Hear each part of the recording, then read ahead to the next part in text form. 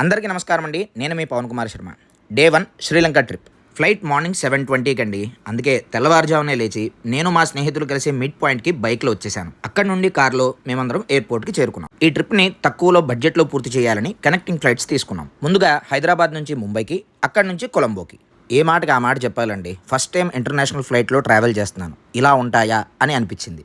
చక్కగా private screen, అలాగే పక్కవాడికి ఇబ్బంది లేకుండా వేరే వాడు వాడా అనే డౌట్ లేకుండా కొత్త ఇయర్ ఫోన్స్ కూడా ఇచ్చారు. వెల్కమ్ డ్రింకు, ఫుడ్డు మామూలుగా లేదండి ఇంటర్నేషనల్ ఫ్లైట్ సర్వీసు. అలా 3 గంటల ప్రయాణం తర్వాత మేము చేరుకున్నాం కొలంబోకి.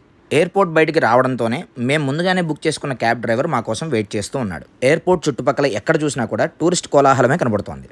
ఇక కార్యక్రమంగానే డ్రైవర్తో మాటలు కలిపి సిమ్ కార్డ్ అలాగే కరెన్సీ ఎక్స్చేంజ్ ఎక్కడ బాగుంటుందో అక్కడికి తీసుకువెళ్ళమని అడిగాం. ఒక 2-3 షాపులు తిరిగి తక్కువగా మనకి ఎక్కడ లాభం ఉంటుందో అక్కడ కరెన్సీ ఎక్స్చేంజ్ చేశాం.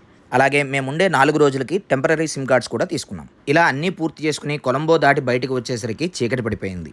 కొలంబో నుంచి మేము మొదటి రోజు చేరుకోవాలి అనుకున్న డెస్టినేషన్ 190 కిలోమీటర్లు ఉంది. ప్రయాణం అంతా పూర్తి చేసుకుని రూమ్ చేరుకునేటప్పటికి రాత్రి 10 అయ్యింది. ఇలా డే 1 అంతా కూడా ప్రయాణంతో ముగిసింది. డే 2 నుంచి శ్రీలంకని ఎక్స్ప్లోర్ చేయబోతున్నాం. Get ready.